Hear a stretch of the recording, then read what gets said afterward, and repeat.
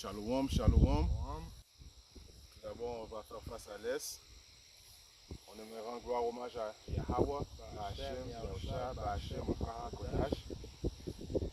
Shalom aux élus et doux bonheur et respect aux apôtres et aux aînés de Great Millstone, car c'est eux qui ont appris cette vérité. Et je suis le frère Amos. Rab. Et nous sommes là pour prophétiser comme à chaque semaine, de semaine après semaine, toujours revenir sur la même chose, comme le commandement qui nous a été donné par Yahweh Hashim Yahushua, de prophétiser la chute de ce diable et qu'il soit l'homme rouge, l'homme blanc. Alors, you have something, a precept like Apocalypse 12:12. S'il vous plaît, mon frère. Apocalypse 12, ok. Ok. Ça dit, c'est pourquoi réjouissez-vous, cieux, et vous qui habitez dans les cieux, malheur à la terre et à la mer. Ok, c'est donc, réjouissez-vous, donc il parle à qui de nous réjouir les cieux? C'est à nous, les optimistes élus, commençant par la maison de David, qui s'est composée de 144 000 hommes, qui composent la maison de David, les futurs aristocrates du royaume de Yahweh Shimashai. Le royaume que Yahweh Shimashai vient tout très bientôt. Wow. Qui va venir pour détruire. Exactement. Il va venir pour détruire. Et il dit aussi, malheur à la terre et à la mer. Alors, car le diable est descendu vers vous. Alors, malheur à la terre, malheur aux impies, car ce diable est descendu vers nous. Quand il parle du diable qui descend vers nous, il ne parle pas du diable spirituel, car de la même façon que nous sommes le corps de Yahweh Shai, le diable spirituel a un corps physique. Et c'est cet homme blanc, cet homme rouge, et qu'il sort. Parce que les choses, c'est lui qui détruit la terre, c'est lui qui détruit les eaux, c'est lui qui détruit l'air, c'est lui qui détruit l'être humain aussi. Détruit l'être humain aussi. La nourriture qu'on mange, c'est tout du GMO. GMO food. C'est incroyable. C'est incroyable. Donc, comme que je disais, la représentation physique de ce diable sur terre, c'est l'homme rouge, l'homme blanc, et qu'il sort. Et si on regarde un précepte, je pense que c'est l'Apocalypse de 10. De 10, oui, de 10. On va, je pense même 2,9. 2,9. Je connais ta tribulation et ta pauvreté, bien que tu sois riche. Alors, Yahweh Shimashai connaît notre tribulation et notre pauvreté, mais nous sommes riches. Nous sommes riches pourquoi? À cause qu'il nous a laissé cette connaissance, cette vérité. Il nous a laissé accéder à cette vérité, l'Esprit Saint, avoir l'Esprit Saint qui nous guide, commençant par le livre et éventuellement par l'Esprit Saint qui nous donne la sagesse, la compréhension de ces livres. Malgré que le monde peut penser que nous sommes pauvres, il est vrai que nous sommes présentement dans le bas de l'échelle de la société, mais nous sommes riches en réalité.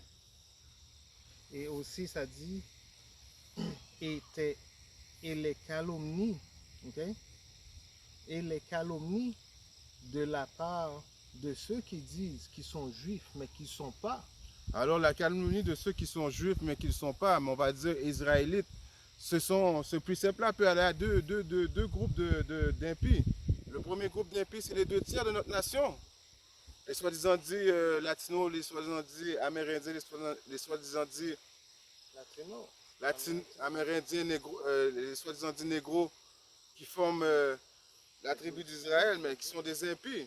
You know what I mean? Eux autres font partie de l'impie aussi, parce qu'à eux autres mêmes, ils composent une nation à eux autres mêmes aussi. Donc, et aussi, on peut attribuer ce verset-là à les imposteurs qui sont sur notre terre. Exactement, exactement. Il dit ici les calomnies. Calomnies, c'est ceux qui mentent. Exactement. Quand tu mens, mais tu fais semblant que c'est vrai, mais c'est une calomnie. Exactement. Calomnie. Les juifs qui disent qu'ils sont juifs, mais qui ne sont pas. Mais qui sont quoi? De la synagogue de quoi? De Satan.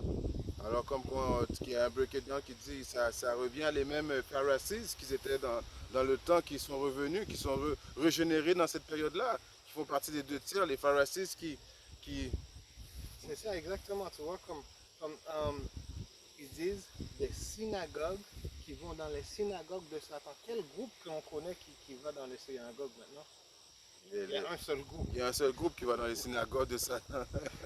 Cannes. You know, la parole, elle est tellement au point. Ouais, la parole, Elle est au point. et c'est comme Mais un épée à deux tranchants. Deux tranchants. That's right, Cannes. Deux tranchants. Et les deux tiers qui n'écoutent pas la parole, elle est là. Tous les prophètes, ils sont partout. Ils sont en train de parler. Ils vous disent quoi faire. Constamment. Par le spirit, par la parole. Mais ils ne veulent pas écouter. Ils ne veulent pas écouter. Ils veulent faire leurs propres choses. Ils veulent continuer parce que eux, ils sont dans leur royaume, comme on dit. Ils veulent continuer à faire des choses dans leur tête. Ils veulent continuer à faire l'adultère, de coucher avec les femmes de leurs frères. Ils veulent continuer à faire des abominations. Donc c'est ça, et Yahweh Shemashah vient les identifier. Si on regarde à Zacharie 13:8, il est bien écrit aussi, si tu peux sortir ça s'il vous plaît, à cœur. Zacharie 13:8. Hein? Zacharie 13, verset 8. Okay.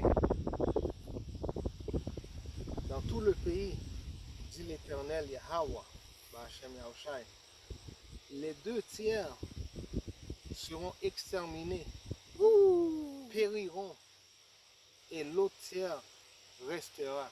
Alors quand on sait que le pays, ça représente encore une fois la nation d'Israël, qui représente le pays, il y a deux tiers qui vont mourir. Deux tiers qui vont mourir soit par la famine, soit par la pestilence que Yahweh Shemashah est en train d'amener sur l'humanité. Il y a l'épée de Dieu, qui est qui? L'épée de Dieu, qui est ce diable, et qui est Idon, l'homme rouge, l'homme blanc, que Yahweh Shemashah va servir pour éliminer ses impies. Et un tiers va être sauvé de peine et de misère. À la sonnerie de la dernière trompette, Yahweh Shemashah va transpercer ce ciel avec ses anges pour venir sauver ce tiers. C'est ça, tu vois, la parole est juste maintenant là, c'est en train de se manifester d'une façon très, très, très, très forte. Et à chaque fois que les prophètes ils sont en train de prophétiser, quelque chose arrive, you know? Ouais, comme le précepte qui dit, you know, like the prophet that been before me in the days of old, have prophesied against many countries, right? C'est comme, regarde, je ne sais pas pourquoi que notre nation, ils sont tellement tête dure, tu vois? Ils veulent rien écouter. Ils regardent les prophètes like, comme si on est des fous. Mais comme la parole dit aussi, be a fool for this world. The fool of this world, you know? So the wise of this world is a fool for Yahweh Ba'Hashem. C'est beautiful precept.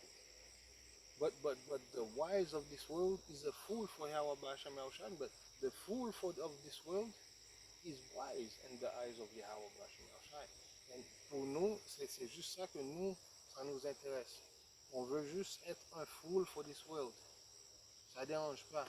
J'ai un précepte pour te baquer, Jérémie 28:8, il est écrit, les prophètes qui ont été avant moi et avant toi, depuis longtemps, ont prophétisé contre beaucoup de pays et contre de grands royaumes, la guerre et l'affliction et la pestilence. Le prophète qui a prophétisé la paix, quand la parole de ce prophète s'accomplira, alors on saura que le Seigneur Yahweh Ba'Hashem Yahushua l'avait véritablement envoyé. Comme le frère a dit, alors à chaque fois dans tous les royaumes auparavant, dans toute l'histoire depuis le commencement, Yahweh Ba'Hashem Yahushua passe ses messages par ses prophètes. C'est pas comme si Yahweh Ba'Hashem Yahushua va descendre du ciel et puis va venir murmurer dans vos oreilles, whatever. Non, il passe par des prophètes. Et présentement, nous voyons les actions des prophètes, commençant par le Grand Millstone, commençant par les apôtres, descendant jusqu'aux optimistes élus, les prophètes qui sont présentement en train de faire des vidéos dans les quatre coins du monde, dans les highways et byways, en train de prophétiser. C'est un signe que le jugement est proche. C'est exactement ça. Lorsque vous ne verrez plus justement les prophètes en train de prophétiser, c'est le moment que vous allez réaliser que Yahweh Shemashah est presque là, est presque rendu pour venir rendre son jugement. C'est ça, et le temps, il est en train de s'écouler vite. Exactement. You know, c'est comme, you know, just as comme dans le temps de Noé, Juste dans le temps de Noé, Comme la Cannes, même Cannes, façon, il va être le dernier temps de la fin. Parce que Cannes. non, les gens, ils sont en train de faire quoi? Ils sont en train de se marier. Ils sont en train d'aller dans les fêtes. Exactement. Ils sont en train de conduire. Ils sont en train de vivre. Ils réalisent pas, ils réalisent pas. C'est un précepte que, si tu veux, je peux le sortir, Matthieu 24, 37. Dans le livre de Matthieu 24 et 37, il était bien écrit. J'avais un précepte avant. Ok, mais vas-y, sors. On a Job 9, 24. Ouh! La terre est livrée aux mains de l'impie. Alors, la terre est livrée aux mains de l'impie. Alors, qui est cet impie? Qui est présentement est en contrôle? Edom, l'homme blanc. Idom, l'homme blanc, l'homme rouge, il est en contrôle. Il y a du monde qui dit non, ils essaient de tous les moyens de sauver Issa et de joindre main dans la main, de dire qu'il n'est pas le diable, mais c'est le contraire de ce que le livre saint nous dit. La terre est livrée aux mains de l'impie. Et cet impie, c'est Issa. On peut l'identifier à Malachie 1,4 aussi. Il est bien écrit. À Malachie 1,4, si tu veux, you can read it if you want, my brother. Okay. Malachie 1,4. C'est crazy, you know? C'est fou comment que les gens, you know, ils voient toutes les choses qui sont en train de passer devant nous. La famine, ça de dehors. L'implantation de cette marque de la bête, cette puce, c'est ça de dehors. Les prix grimpent, l'inflation. But still, ils veulent sauver avec They want to die with Esau. That's And what then it you're is. gonna They die wanna with Esau. Ok, so, si Edom dit, nous sommes détruits, nous relèverons les ruines, ainsi par l'Éternel des armées, qu'ils bâtissent. Right? C'est ça que Yahweh Bachem Yahushua dit. Qu'ils bâtissent, je reviendrai. Et on les appellera le pays de la méchanceté. Alors l'impie a été identifié. Alors comme qu'il dit, comme qu'il a lu, et donc qui a retourné parce que ce don-là, ça parle de quoi? Ça parle de l'ancien Romain, l'ancien empire de Rome qui avait été ralenti. Éventuellement, qui est le nouveau Romain du temps moderne? C'est les États-Unis et qui est Babylone, le pays principal de ce diable et qui est Issa. Alors ils ont rebâti, mais comme que Yahweh Shah dit, même si vous baptisez, bâtissez, je vais redétruire. C'est comme si tu construis. Ça, c'est Issa. Ça, c'est Issa. Issa est en train de construire un château de sable. Exactement. Un château de sable. Et puis il pense que le château de sable va rester profond. Il va crush that. That's it. That's what's coming. C'est ça qui arrive. Puis il n'y a aucune façon que Edom va pouvoir garder son royaume. Son royaume, il s'en va. Puis tous les prophètes, ils sont en train de le prophétiser dans tout le coin du monde. Et dans les quatre coins du monde, Cannes. Dans les quatre coins du monde, ouais. Et on les appellera la frontière de la méchanceté. Alors la frontière de la méchanceté, ça vient encore, comme mon frère a sorti le précepte dans Job 9, 24, ça vient justement identifier qui est la frontière de la méchanceté, à qui la terre a été livrée, aux impies, qui est l'impie et qui est l'homme rouge, l'homme blanc, le diable. Donc tous ceux qui essaient à quelque part défendre ce diable, joindre main dans la main, dire que non, c'est pas lui, alors vous allez mourir avec le diable. That's all. C'est exactement. Et si on regarde, j'avais un coup de précepte parce que ça a tout commencé dans le temps quand Alexandre le Grand est mort. Quand Alexandre le Grand est mort, il a laissé le pouvoir à ses généraux et c'est dans cette époque-là que ce mal a commencé à se manifester sur la terre. Oh, j'avais sorti ça, je pense. Ok, 1 Maccabée 1 et verset 5. Ensuite, il tomba malade et sentit qu'il allait mourir. Alors ça, c'est Alexandre le Grand quand il avait eu contrôle sur la majorité de la planète. Il tomba malade parce que Alexandre le Grand, il faut le dire, c'est un édomite. Et puis lui, il n'y avait pas de progéniture. Il était comme, vous savez, un homme, un arc-en-ciel. Donc lui, il n'a pas fait de progéniture. Alors lui, pour donner son pouvoir, il a fallu qu'il donne à ses généraux, right? Alors ensuite il tomba malade et sentit qu'il allait mourir, il fit alors venir ses généraux, des nobles qui avaient été élevés avec lui depuis son enfance. Alors des hommes bizarres qui ont été élevés avec lui pendant son enfance et partagea son royaume entre eux. Alors tous les royaumes de Alexandre le Grand ont été partagés parmi les généraux. Alexandre mourut après avoir régné 12 ans et ses généraux exercèrent le pouvoir chacun dans le territoire qui lui avait été attribué. Alors ils se donnèrent tout le titre de roi, leurs descendants firent de même pendant que de nombreuses générations pour le plus grand malheur de la terre entière. Alors comme on dit en anglais, the border of wickedness a été propagé par les généraux d'Alexandre le Grand. Après ça, ça a été couvert par les Romains. C'est le point que je voulais faire. Exactement. Là, regarde, cette bonne nouvelle, ça c'est Matthieu 24, 14. Cette bonne nouvelle du royaume sera prêchée dans tout le monde entier pour servir un témoignage à toutes les nations. Et alors viendra quoi? La fin. La fin. Break it down, brother. Va venir la fin. Et c'est justement ça. Tous les prophètes ils sont en train de dire la même chose. Que la fin est en train d'arriver. La fin est à la porte. Parce qu'on voit les signes. La fin est à la porte. La fin est à la porte, on voit les signes. Les prophètes.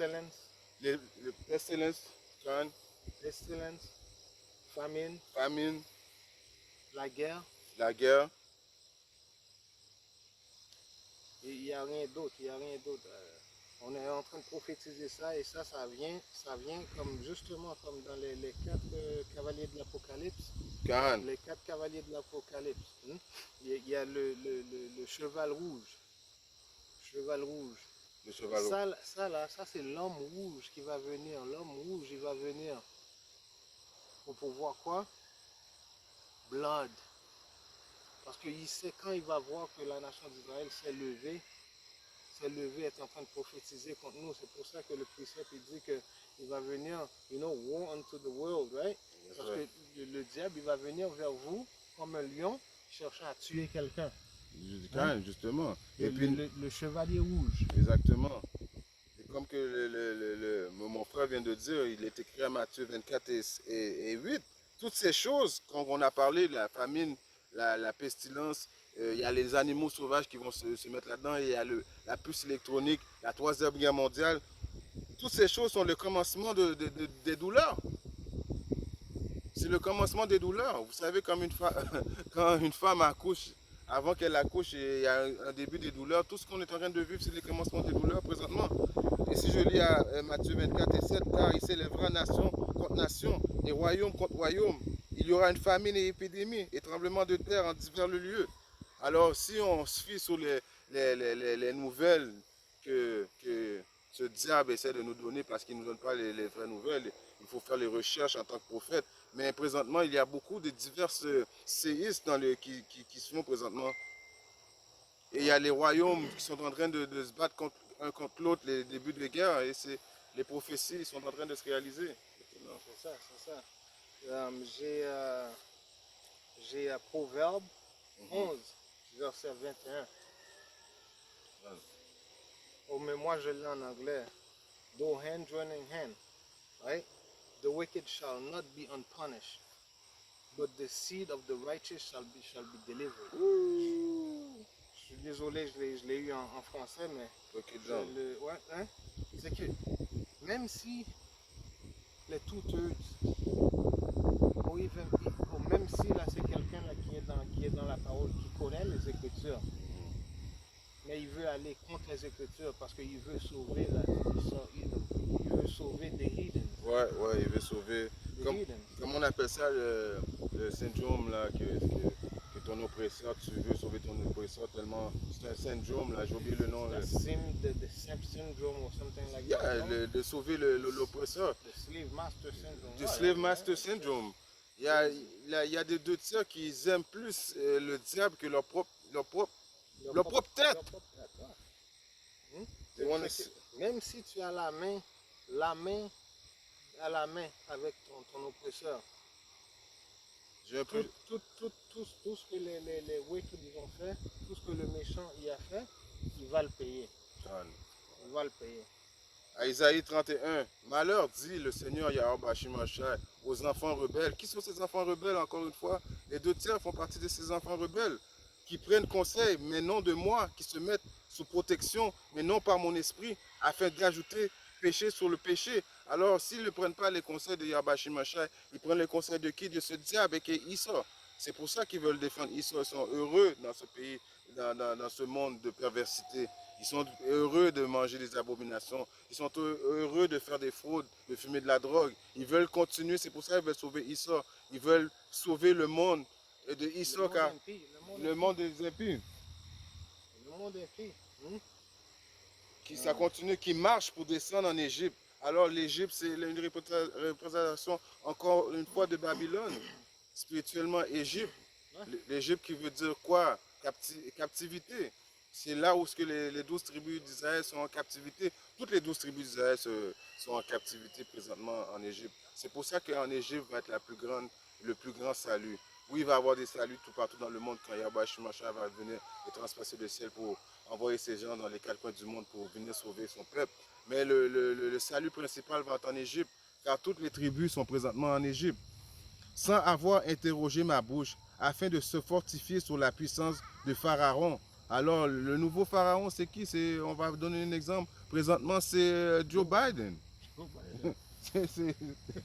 Il l'a même dit lui-même, hein, tu te Oh oui, rappelles, non. il a dit à un moment donné, il était en train de faire une entrevue là. Il a dit ça, ça fait quelques mois avant ou je sais pas là. Il a dit, même si c'est 6 jours, non, même si c'est 6 secondes, 6 jours Ouais, son chiffre. ou 6 semaines, Ça, c'est le chiffre préféré de ce diable.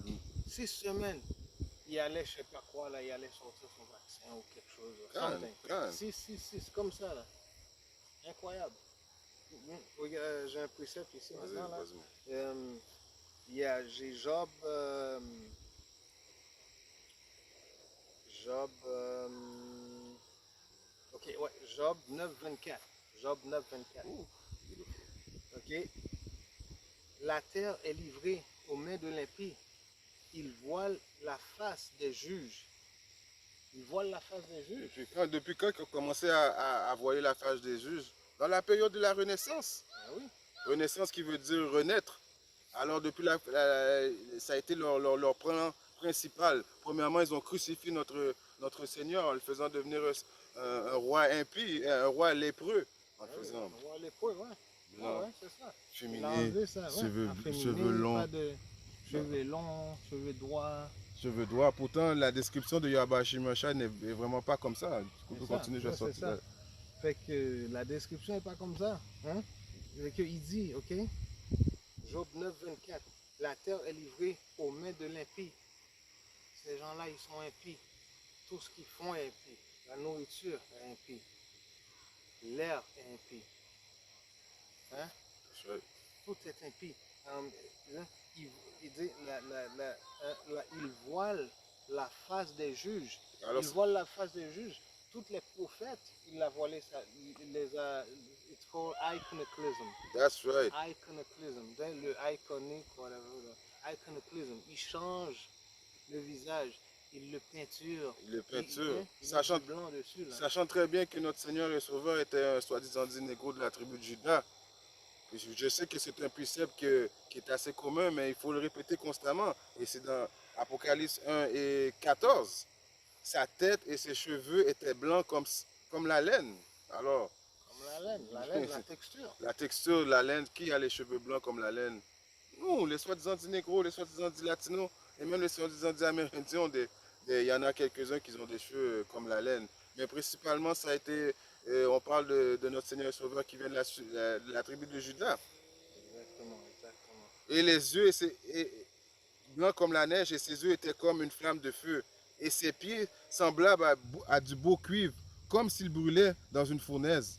Et sa voix comme le bruit de beaucoup d'eau. Alors si tu prends du cuivre et que tu brûles le cuivre, qu'est-ce qui va arriver? Il va devenir encore plus foncé. Donc notre Seigneur et Sauveur Yahweh Bashim Yahusha est un homme foncé, avec une voix, avec de la base dans sa voix. Pas comme le film de Jésus de Nazareth, il vous montre que c'est un lépreux tout maigre, à peine 100 livres, avec des yeux bleus. Non, mais tout ça, ça revient à ce que le précepte que le frère a sorti. Il couvre la face des juges. Les juges, ce sont qui? Ce sont les saints. Et les saints, ce sont qui? Les Israélites. C'est ça. C'est ça, fait que là maintenant, on doit se préparer à ce qui s'en vient. À ce qui s'en vient maintenant, là, c'est pas, ça va pas être facile. Ça va pas être facile parce que on sait exactement c'est quoi qui s'en vient. Ok? J'ai un précepte ici, ok? Ok? Elle fit que tous, petits et grands, ça c'est Apocalypse 13, verset 16. Il fit que petits, il fit que tous, petits et grands, riches et pauvres, libres et esclaves, reçussent une marque sur leur main droite et ou sur leur front. C'est un ou l'autre. Alors, Un ou l'autre. alors très bientôt, ce diable va faire en sorte que tu sois petit ou grand, riche ou pauvre, homme ou femme, enfant ou whatever, que tout le monde prenne cette marque. Et puis c'est pourquoi cette marque? À cause qu'il essaie de pousser le maximum de monde, car il va essayer de nous dévier de nos bénédictions. Exactement. Il essaie de nous dévier de nos bénédictions, car il le sait, si les Israélites prennent cette marque, Yahweh Shemashah ne veut plus rien savoir de toi. Mais nous savons que les élus ne prendront pas cette marque. Et comment il va procéder? Il va essayer de faire son hypocrite. Il va dire, bon, il y a des bénéfices à prendre de cette marque. Il va montrer, comme un précepte, je vais paraphraser ce précepte, qu'il va démontrer de grands signes de miracles. De miracles, il y a du monde qui vont prendre cette puce et puis ils vont être branchés au système, ils vont pouvoir marcher. Mais c'est temporaire, vous comprenez? Il va utiliser son don qu'il connaît le plus, c'est de mentir. J'ai un précepte pour ça justement à Séracée de 12 et 16. Un ennemi te parle avec des mots gentils, alors cet ennemi va venir au début avec des mots gentils, en te disant les bénéfices que tu vas pouvoir sauver ton enfant s'il y a cette puce, il n'y aura plus de possibilité de disparition. Il va utiliser des mots gentils en disant que ça va faire augmenter, comment on appelle ça, la médecine. Tous les mots gentils qu'il va utiliser, puis éventuellement à tous ceux qui vont refuser, il y a les camps de concentration qui sont préparés pour vous. Mais il va commencer tout d'abord à utiliser des mots gentils pour persuader le monde. Éventuellement, quand les mots gentils ne marcheront pas, il va venir derrière les prophètes, il va venir sur nous. Exactement. Et il a toujours été comme ça, il a toujours fait la même... ça a toujours la même ruse. Il y a toujours la même ruse. Depuis dans le jardin d'Éden, ça a toujours été la même chose. Man. Il n'a jamais vraiment changé là. C'est pour ça que Yves elle a été la cible. Elle a été prise par surprise. Car le diable, quand on parle du serpent dans le jardin d'Éden, on ne parle pas d'un serpent physique qui pouvait parler avec sa langue. Non, c'était un homme qui avait les caractéristiques du serpent. Donc lui, il a dû user, il a utilisé son intelligence pour aller sur Yves, à place d'aller sur Adam, car nous savons que la femme a un vaisseau qui est plus faible que le vaisseau de l'homme. Donc ce serpent a fait le même, il a pris Yves, et puis Yves éventuellement a été convaincu Adam de prendre les philosophies de ce diable, que ces philosophies persistent jusqu'aujourd'hui. Le féminisme, c'est un résultat de ce serpent. Le féminisme, les femmes qui sont out of order. Maintenant, la femme est plus masculine que l'homme et l'homme est féminin. Toutes les philosophies, c'est crazy. C'est crazy. Surtout. Je connais quelqu'un, ok, qui a travaillé dans la cour. Hein? Ok, calme. Puis elle m'a dit, est-ce que tu sais combien de hommes qui arrivent, qui font des plaintes contre leur femme parce que leur femme est en train de leur tabasser. Tu vois, il y a un précepte qui dit ça aussi. Yahweh Shemashah aurait fait quelque chose de nouveau sur cette terre. L'homme aurait comme domination sur la femme. aurait C'est là qu'il y a. domination sur l'homme, ouais. Et puis c'est vrai, qu'est-ce qui arrive aujourd'hui? Exactement, exactement. J'ai un précepte qui parle, on parle de les Hébreux, là, ils ont oublié exactement qui ils sont. Ouais, ça fait Ils partie ont des quiz. oublié qui ils sont. J'ai Jérémie 17,14. Tu perdras par ta faute l'héritage. Ok? Tu perdras par ta faute l'héritage que je t'avais donné. Je t'asservirai. Ok. C'est ça? Je t'asservirai. Ou t'as servi, Je t'asservirai à ton ennemi dans un pays que tu ne connais pas, car vous avez allumé le feu de ma colère et il brûlera toujours. Alors, toujours qui veut dire dans un certain temps, car Yahweh Shemashah, dans sa bonté, il va nous donner grâce au sacrifice que Yahweh a fait pour nous. Grâce à son sang, on a été, comme le frère a lu, Yahweh qui est le Père, ne voulait plus rien savoir de nous. C'est pour ça qu'on a perdu notre héritage. On a perdu notre héritage. Si ce n'était pas pour Yahweh qui s'est sacrifié et qui a donné un sacrifice parfait, on avait perdu notre héritage. Mais grâce à Yahweh Shai, notre médiateur, qu'on appelle ça un médiateur, lui qui nous a réconciliés avec le Père, éventuellement ceux qui font de leur mieux pour respecter les commandements, les statuts, les lois, les optimistes élus vont avoir recours à la grâce de Yahweh Hashem Yahweh Shai. Mais nous avons perdu notre héritage. C'est pour ça qu'il nous a éparpillés dans les quatre coins du monde. Ce n'était pas une chose pour toujours. C'est ça, fait que on doit travailler notre spiritualité everyday, chaque jour. On doit toujours essayer de faire le mieux qu'on peut parce que le temps est short. Le temps est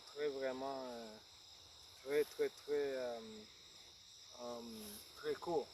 Ah, le temps temps est très presse. court. Le temps Le presse. temps très court. Hein? Fait que là maintenant on va arriver dans un temps là, le temps de darkness of the Lord, right?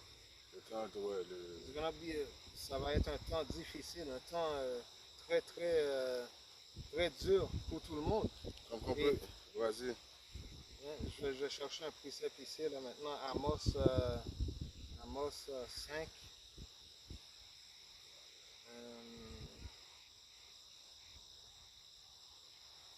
5, 20. Amos 5, 20. Le jour de l'éternel, de Yahweh Ba'ashem Yahshua, le jour de l'éternel, okay, n'est-il pas ténèbres et non lumière? Ah, alors ce jour, C'est un temps fou là. un temps fou, un temps semblable à jamais. Ça va être la pire période que l'humanité n'aurait jamais connue, ni avant et ni jusqu'à aujourd'hui. C'est un jour terrible. Donc, s'il y a un puissant pour ceux qui dit pourquoi es-tu pressé de voir le jour éternel? Si tu n'es pas dans cette vérité, ce n'est pas une journée que tu dois être pressé à ce que cette journée-là arrive. Comme qu'il a lu, c'est une journée noire, terrible. C'est pas une journée que tu veux. Hein? C'est pas une journée. C'est la destruction. La destruction. Hein? J'ai un précepte aussi qui va suivre ici dans Jérémie 37. Hélas, car cette journée est grande, de sorte qu'il n'y en a pas de semblable. Alors, comme que le frère a lu, la journée de l'Éternel, c'est un jour comme qu'il n'y a pas eu de semblable. Jamais. C'est même le temps de détresse pour Jacob, mais il sera délivré. Alors oui, Encore une fois, juste le point pour démontrer la bonté de notre Seigneur Yahweh Shimashai. Même ces 2 tiers, ces impies de notre nation, ceux qui ne sont pas dans leur right mind présentement, ceux qui sont possédés, comme je dis, ceux qui aiment les abominations, ceux qui veulent continuer à faire l'idolâtrie, éventuellement, oui, ils vont se faire détruire par le feu. La première mort était venue par l'eau, mais la deuxième mort va se faire par le feu. Alors ils vont se faire purifier par ce feu. Et grâce aux élus, parce que nous, les élus, nous allons avoir hâte de repeupler notre nation. On va, ceux qui vont, les élus qui vont avoir persisté jusqu'à la fin vont faire beaucoup de bébés. Vous comprenez que je veux dire, la reproduction va être active. Eh bien, ces mêmes 2 tiers-là vont venir par nous-mêmes, par les élus. Mais ils vont se faire purifier par le feu avant et de démontrer la beauté de Yahweh Shimashai. Même ces impies-là, un coup qu'ils vont mourir, ils vont souffrir de la deuxième mort. Ils vont revenir dans le royaume et vivre à jamais. Kolola Yarabashim Yahusha. Kodash. J'ai un précepte ici maintenant qui parle parce que ce temps-là, ok, les gens pensent que oh parce que moi je suis une femme, Dieu va pas me faire du mal. Oh parce que je suis vieux, Oh, yeah. Dieu va pas me faire du mal. Parce que j'ai de l'argent, Dieu va pas me faire du mal.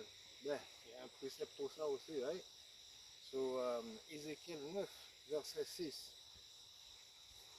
Tuez, détruisez les vieillards, les jeunes hommes, les vierges, les enfants et les femmes. Mais n'approchez-vous pas de quiconque aura sur lui la marque. Ça, c'est une marque d'exemption. C'est une marque spirituelle. La même façon que Yahweh Shimashai utilise cette. Parce que nous savons que Yahweh Shimashai contrôle tout, right? La même façon qu'il a utilisé cette marque qui est une marque charnelle, parce que la marque de la bête qui est la puce électronique, des diffraction électronique, on appelle ça le karagma, qui est une chose qui va être percée en dessous de ta peau. Donc c'est charnel. Mais ceux qui font confiance à Yahweh Shimashai, ceux qui prennent Yahweh Shimashai comme refuge, comme protecteur, eux vont avoir la marque d'exemption, qui est une marque spirituelle. Donc c'est constamment le spiritualisme contre le charnel. C'est ça. Et ça continue. Ça dit, et commencez par mon sanctuaire. Ouh. Alors encore une fois, le sanctuaire de Yahweh Yahushai, c'est les 12 tribus d'Israël, les soi-disant négros, latinos, les soi-disant amérindiens. Et aussi, il faut toujours rappeler la confusion des visages. Ceux qui ne ressemblent pas aux Israélites. C'est ça. Mais qui Tu sont... peux être blanc, tu peux être noir, tu peux être n'importe quelle couleur. Exactement. Et tu es de la nation. Comme encore ton spirit, c'est ça qui dit qui tu es. Et c'est ton spirit qui dit qui tu es. Parce qu'il y a des soi-disant personnes qui blanches qui dansent comme des Jakes, qui parlent comme des Jakes, mais qui ont la peau lépreux, mais qui sont des Jakes. C'est ça la différence entre notre camp et les autres camps. Les autres camps, depuis qu'ils voient que tu n'es pas noir ou bien tu n'es pas latino-amérindien, ils te condamnent. Tandis que ils condamnent déjà. Mais vous pouvez être en train de condamner un élu sans le savoir, à cause qu'il ne vous ressemble pas. Alors, Yahbashim Macha, il ne respecte pas, il y a une personne qui dit ça, Yahbashim Macha n'est pas un Dieu qui respecte individuellement la personne. Alors que tu sois un bébé, une femme ou homme, et que tu n'as pas la marque des omptions, tu vas prépare-toi à périr. On va mettre de l'autre précepte, on va comme ça. Ok. Luc 12, 52. Je vais chercher. Luc 12, 52 qui parle. 12, 52. Ouais. Luc 12, 52. Car désormais, 5 dans une maison seront divisés. 3 contre 2 et 2 contre 3. C'est ça, et ça On est dans ce temps-là maintenant. Là. Hein? On est dans ce temps-là. C'est pas le temps de... Parce que Yahusha il a dit, I come not to send peace on earth, Exactement. but to divide. Il vient diviser. Right? Il bien divisé. C'est quoi que Isaïe, l'homme blanc, a fait pour détruire la nation d'Israël? Divide, diviser et conquer. Yahusha is the same way.